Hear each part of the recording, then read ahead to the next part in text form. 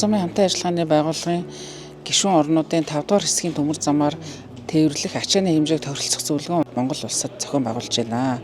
Тэгэхээр энэ хуралд одоо 11 орн Монголтой нийлээд 12 орны төлөөлөгч оролцож байгаа.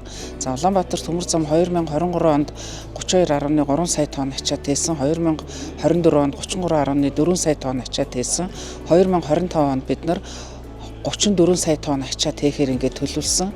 Төлөвлөгөөгөө бид баталгаажуулахаар энэ хурлыг өнөөдөр Улаанбаатар хотод зохион байгуулж байгаа.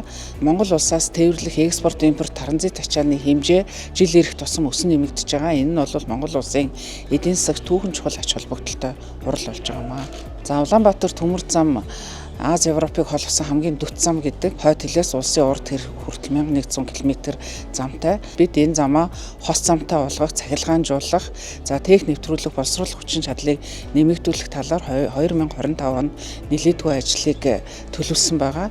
Тэгээд энэ 34 сая тонн ачааг бид тээхийн тулд ямар техник зохион байгуулалтын арга хэмжээ авах вэ гэдэг мөн энэ талаар ярилцаж шийдвэрлэх болно.